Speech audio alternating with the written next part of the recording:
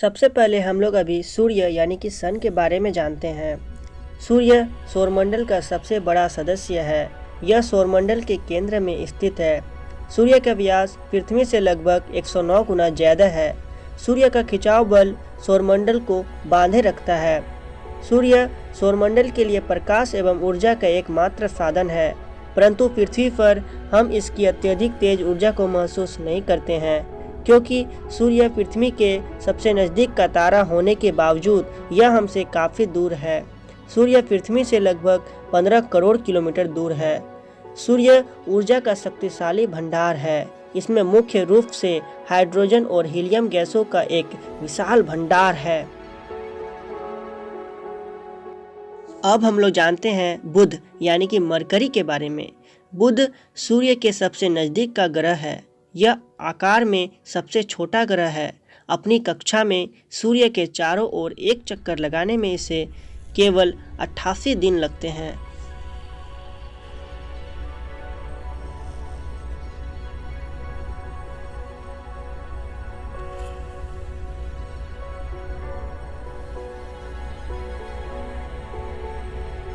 अब हम लोग जानते हैं शुक्र यानी कि वेनस के बारे में। सूर्य से दूरी के अनुसार यह दूसरा ग्रह है। यह आकार की दृष्टि से छठवां सबसे बड़ा ग्रह है। यह सौरमंडल का सबसे गर्म ग्रह है। शुक्र को पृथ्वी का जुड़वा ग्रह माना जाता है, क्योंकि यह आकार एवं आकृति में लगभग पृथ्वी के समान है।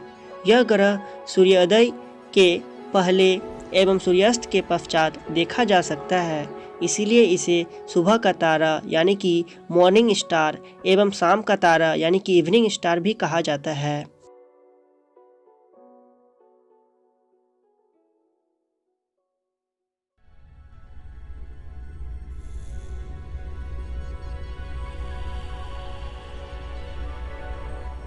अब हम लोग जान लेते हैं पृथ्वी यानी कि अर्थ के बारे में। आकार की दृष्टि से यह पांचवा सबसे बड़ा ग्रह है। सूर्य से दूरी के हिसाब से पृथ्वी तीसरा ग्रह है। यह आंतरिक ग्रहों में सबसे बड़ी है। हम लोग पृथ्वी पर रहते हैं। यह अपना संपूर्ण प्रकाश एवं ऊर्जा सूर्य से प्राप्त करती है, जो पृथ्वी के सबसे नज़दीक का तारा है। यह ध्रुवों के पास थोड़ी चपटी है। यही कारण है कि इसके आकार को भू-आभ कहा जाता है। भू-आभ का अर्थ है पृथ्वी के समान आकार। जीवन के लिए अनुकूल परिस्थितियां संभव केवल पृथ्वी पर ही पाई जाती है। पृथ्वी न तो अधिक गर्म है और न ही अधिक ठंडी। यहाँ की वायु में ऑक्सीजन, नाइट्रोजन आदि गैसें पाई जाती है। ये गैसें पृथ्वी पर जीवन के लिए आवश्यक है। इसके साथ साथ पानी भी उपस्थित है, जो हमारे जीवन के लिए आवश्यक है। इन्हीं कारणों से पृथ्वी को सौरमंडल का सबसे अद्भुत ग्रह माना जाता है। अंतरिक्ष से देखने पर पृथ्वी नीली रंग की दिखाई पड़ती है, क्योंकि इसकी 2/3 सतह पानी से ढकी हुई है, इसलिए इसे नीला ग्रह भी कहते हैं।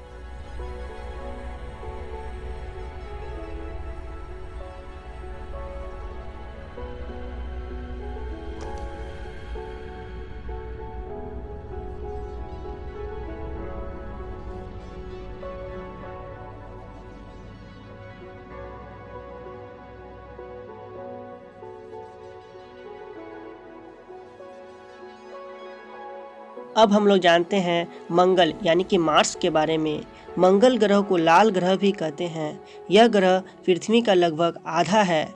मंगल सूर्य से दूरी के अनुसार चौथा ग्रह है। पृथ्वी की तरह मंगल भी एक स्थलीय धरातल वाला ग्रह है। अपनी भौगोलिक विशेषताओं के अलावा मंगल ग्रह का घूर्णन काल और मौसमी चक्र पृथ्वी के समान है।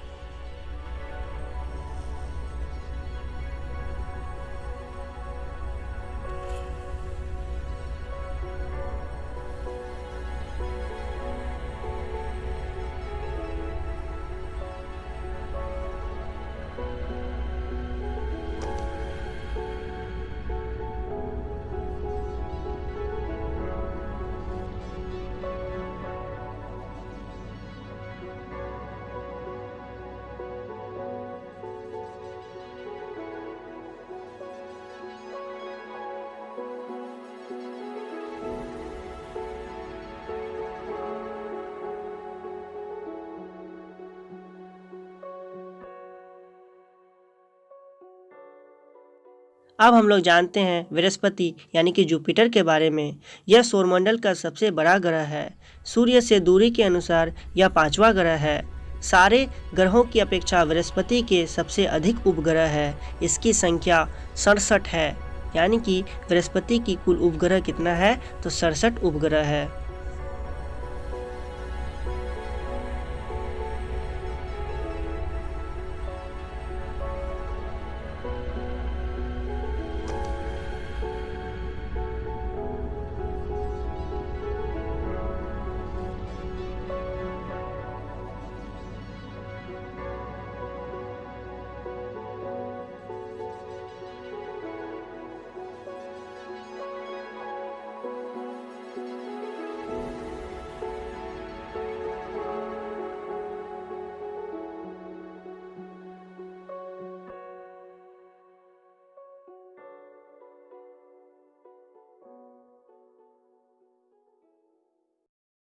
अब हम लोग जानते हैं शनि यानी कि सैटर्न के बारे में। यह सौरमंडल का सबसे सुंदर ग्रह है। इसके चारों ओर चमकीला छल्ला है। सूर्य से दूरी के अनुसार यह छठा ग्रह है। यह सौरमंडल में बृहस्पति के बाद दूसरा सबसे बड़ा ग्रह है। शनि के 62 उपग्रह हैं, जिसमें टाइटन सबसे बड़ा है। शनि ग्रह की रचना 75% हाइड्रोजन और 25% हीलियम से हुई है। जल, मीथेन, अमोनिया और पत्थर यहाँ बहुत कम मात्रा में पाए जाते हैं।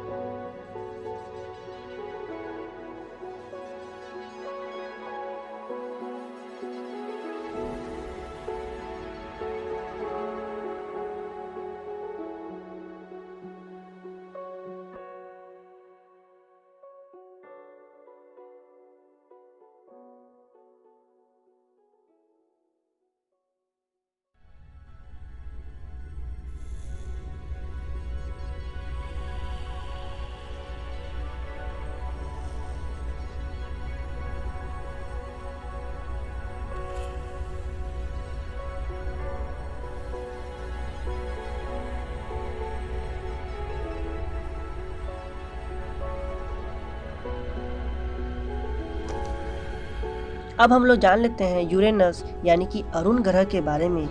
यूरेनस के भी चारों ओर छल्ला है। सूर्य से दूरी के अनुसार 7वां ग्रह है। आकार की दृष्टि से यह तीसरा बड़ा ग्रह है। विलियम हर्शल ने यूरेनस की खोज की थी।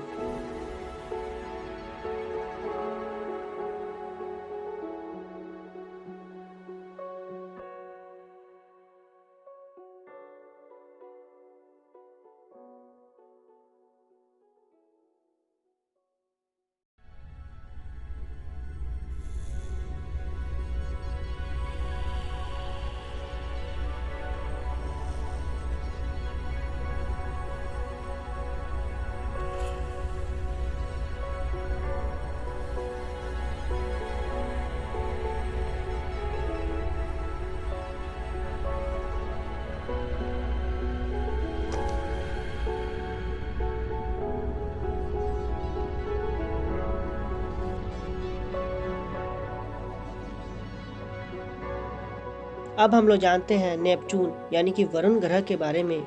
यह आकार और बनावट में यूरेनस के समान है। आकार की दृष्टि से यह चौथा बड़ा ग्रह है।